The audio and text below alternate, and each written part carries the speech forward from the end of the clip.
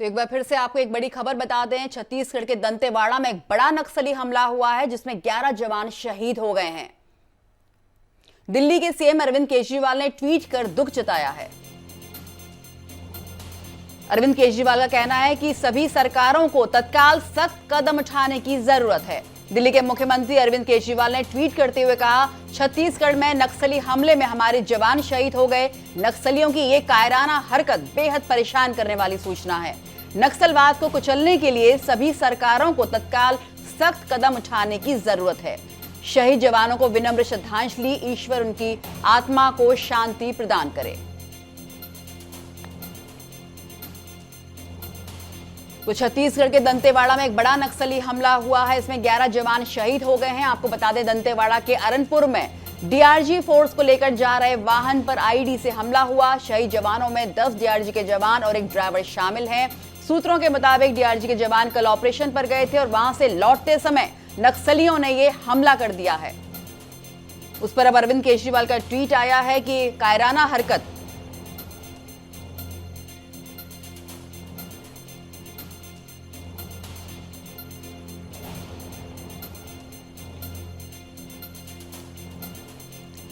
छत्तीसगढ़ के मुख्यमंत्री भूपेश बघेल ने इस हमले के ऊपर क्या कुछ कहा है, आइए आपको सुनवाते हैं।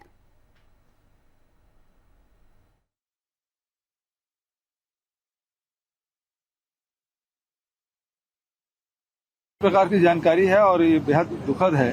और मैं जो हमारे जो जवान शहीद हुए हैं उसके परिवार के प्रति संवेदना व्यक्त करता हूं। लेकिन जो ये लड़ाई है वो अंतिम दौर पे चल रहा है और नक्सलियों को किसी सूरत में छोड़ा नहीं जाएगा और निश्चित रूप से उस योजनाबद्ध ढंग से बना के ये नक्सलवाद को ही समाप्त करेंगे। जिला दंतेवाड़ा के थाना अरनपुर क्षेत्र अंतर्गत पूर्व हिडमा इलाका में दरबा डिविजन माओवादी कैडर्स का उपस्थिति की सूचना पर दंतेवाड़ा डीआरजी द्वारा एक अभियान संचालित किए गए थे। अभियान के पश्चात तब जिला मुख्यालय दंतेवाड़ा वापस लौटा थे। इस दौरान अरनपुर एवं समेली के बीच में डीआरजी गाड़ी को आईडी के माध्यम से माओवादी द्वारा टारगेट की गई। उस घटना में हमारे एक वाहन आईडी के चपेट मार गए थे। उसमें 10 डीआरजी जवान एवं एक सिविलियन ड्राइवर कुल 11 लोग का शहादत होगी। दंतेवाड़ा जिला के अरनपुर में जो नक्सली हमले में 11 नौजवानों के शहीद होने का समाचार मिला है, ये समाचार अत्यंत हृदय विदारक है, दुखद है और इस घटना की जितनी भर्त्सना की जाए, जितनी निंदा की जाए वो कम है। मैं वीर शहीदों के प्रति अपनी विनम्र श्रद्धांजलि अर्पित करता हूं, उनके परिजनों के प्रति संवेदना व्यक्त करता हूं। का मामला है, वहां कुछ दूरी में नक्सली छिपे होने की गोपनीय जानकारी थी। डीआरजी के जवान रवाना किए गए थे।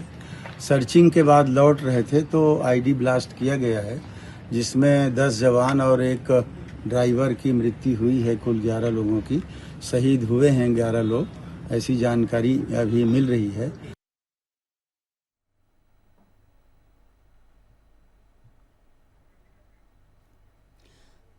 इस पूरे हमले पर राहुल गांधी ने भी ट्वीट किया है।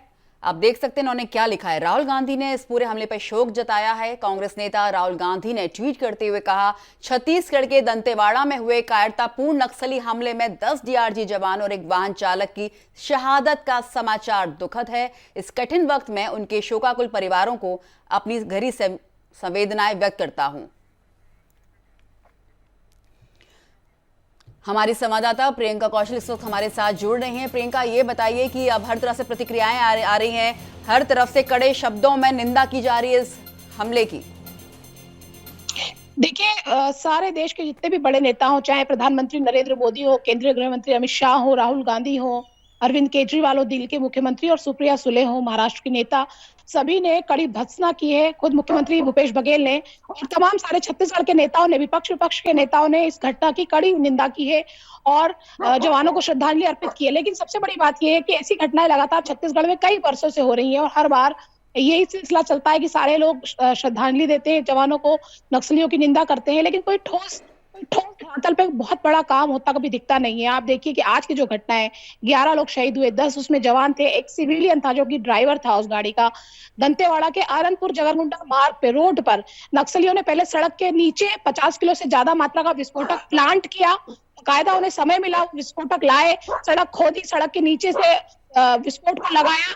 और उसके बाद आप देखिए कि जवान जब लौटते हैं सर्च ऑपरेशन से, उस विस्फोटक से, क्योंकि वो प्रेशर पंप का काम करता है, जैसी गाड़ी उस विस्फोटक के ऊपर आती है, सड़क के उस हिस्से पे आती है जहां पे 50 किलो का से ज्यादा का विस्फोटक आईईडी प्लांट किया गया है और गाड़ी के परकच्चे उड़ जाते हैं। इसमें एक बात और गौरतलब है जो कि दर्शकों को अपने बताना चाहती हूँ कि एंटी लैंडमाइन व्हीकल्स भी नक्सल ऑपरेशन में यूज किए जाते हैं।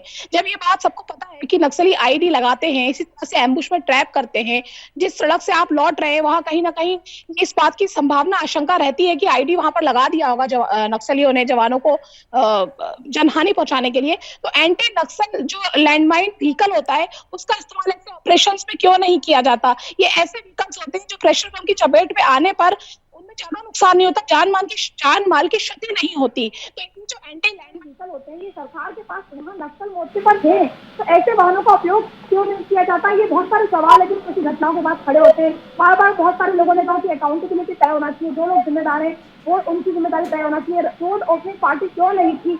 आगे आगे चलती है, वो देखती है कि बम लगा है क्या, आईडी लगी है क्या, नक्सली कहीं छुपे है क्या, तो रोड ओपनिंग पार्टी क्यों नहीं थी? जब आपको सूचना थी कि उस एरिया में नक्सल मूवमेंट है, आप सर्च ऑपरेशन तक गए थे, तो उन सारे नियमों का पालन क्यों नहीं किया गया? आप देखिए कि 11 लोग शहीद हुए, उसमें 10 जवान डीआरजी के, एक सिविलियन है, एक आम नागरिक है जो ड्राइवर के रूप में उनके साथ गया था। तो ये 11 लोगों की शहादत जो है ये बहुत बड़ी बात है, और केवल सुख जताने से या जवानों को श्रद्धांजलि देने से कुछ नहीं होगा। आपको सच में अकाउंटेबिलिटी तय करनी होगी कि नियमों का पालन क्यों नहीं किया जा रहा है, या इस तरह की घटनाओं में जो जो कहा जाता है उस रूल्स रेगुलेशंस को फॉलो क्यों नहीं किया जाता, ये बहुत जरूरी है। जी प्रियंका, और कहा जा रहा है कि हो सकता है नक्सली आसपास के गांव में छुपे हों, तो इनको पकड़ने के लिए किस तरह का सर्च ऑपरेशन चलाया जा रहा है? क्या अतिरिक्त पुलिस फोर्स भी वहां पर मौजूद है? बिल्कुल, अतिरिक्त पुलिस फोर्स भेजी गई है और सर्च ऑपरेशन चलाया जा रहा है। पूरा जो आरनपुर और जगरगुंडा का जो एरिया है, मैं आपको बता दूं कि बहुत छोटे छोटे गाँव है, उन गाँव की जनसंख्या बहुत ज्यादा नहीं होती, 5-10 परिवार होते हैं। आप समझ लीजिए कि 25 से 50 लोग उनको उन गाँव की जनसंख्या के रूप में रहते हैं और कुछ कुछ दूरी पर गाँव वहाँ पर बसे हुए हैं। तो उन गाँव में जाना और सर्च ऑपरेशन चलाना ये अपने आप में बहुत बड़ी चुनौती है, क्योंकि आप आइडेंटिफाई कैसे करेंगे कि उस सर में बैठा हुआ आदमी नक्सली ही है? तो इसलिए ऐसी घटनाओं के बाद बहुत सर्च ऑपरेशन चलाए जाते हैं कि कभी किसी की गिरफ्तारी नहीं होती, कोई पकड़ में नहीं आता, कोई आईडी की फाइल नहीं होता, क्योंकि ये ऐसा वॉर है जिसे गुरिल्ला वॉर कहा जाता है। खुद के वार करते हैं नक्सली, कभी उनके चेहरे सामने नहीं आते, उनकी पहचान उजागर नहीं होती, और हमला करने के बाद वो भाग जाते हैं, पनाह ले लेते हैं। उन्हें पता है कि उन्हें कहाँ छुपना है। हो सकता है कि वो एरिया जो इलाका है दंतेवाड़ा का, वो वहाँ दूसरे स्टेट की बॉर्डर है, हो सकता है कि वो बॉर्डर क्रॉस करने की कोशिश करे, वो बॉर्डर क्रॉस कर गए हो, या हो सकता है किसी घर में, किसी गांव में छुपे हो।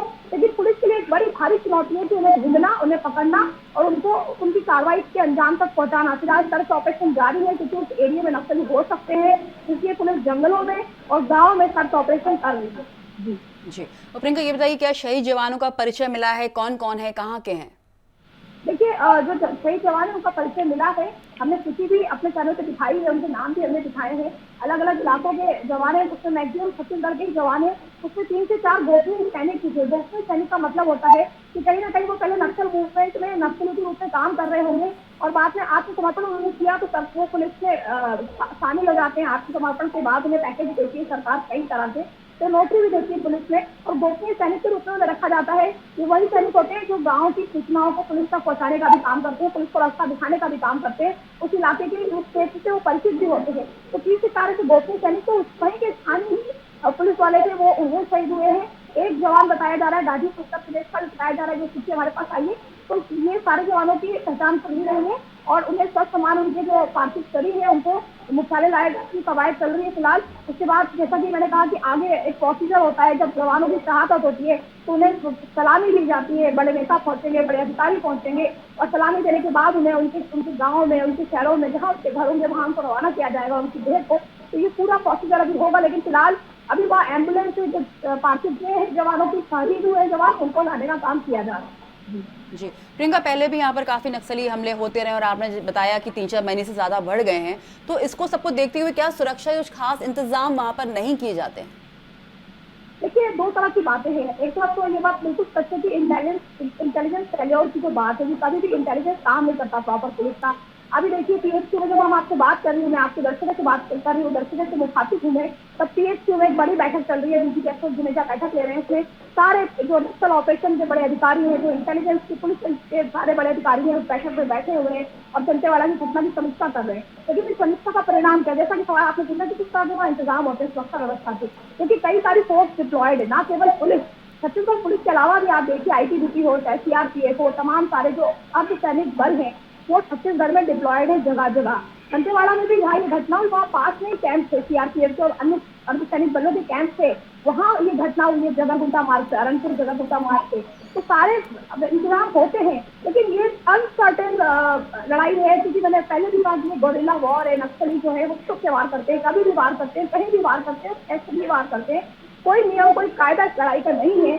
तो सारी सुरक्षा व्यवस्था होने के बाद भी थोड़ी सी चूक जो है वो जन और धन और माल की हानि का कारण बनती है। जैसा कि आज शुरू हुआ, पहले भी कई घटनाएं छत्तीसगढ़ में हुई है, 76 जवान हमने देखे थे, ताल महिला में शहीद हुए थे, पूरे देश की तरफ उस घटना ने अपना ध्यान खींचा था। और ये 2018 के बाद एक बड़ी घटना है जो आज हुई है। 2018 के बाद से थोड़ी थोड़ी शांति बस्तर में नजर आ रही थी और ऐसे दावे किए जा रहे थे कि नक्सली बैकफुट पे चले गए हैं, लेकिन मैंने दर्शकों को बताया कि 3-4 महीने से सुगबुगाहट नक्सलियों की पैर पसार रही थी। हमने कई खबरें अपने चैनल पर दिखाई, लगातार जो घटनाएं वहाँ नक्सली कर रहे थे, अपनी उपस्थिति दर्ज करा रहे थे। और आज की जो घटना 2018 के बाद सबसे बड़ी घटना, जब 11 एक साथ शहीद हुए, जिसमें 10 सीआरपी के जवान है और एक सिविलियन की मौत हुई है, तो ये एक बड़ी घटना है। और फिर से मंथन चिंतन का ये समय है, क्योंकि देखिए इलेक्शन का टाइम है, सबको झीरम घाटी की घटना याद है, जब 30 कांग्रेस के बड़े नेता शहीद हुए थे नक्सल घटना में, नक्सलियों ने घेर के वहां पे मारा था सारे कांग्रेस के नेताओं को, और कांग्रेस की सरकार छत्तीसगढ़ में आज है। जी प्रियंका, शुक्रिया इस पूरी बातचीत के लिए आपका।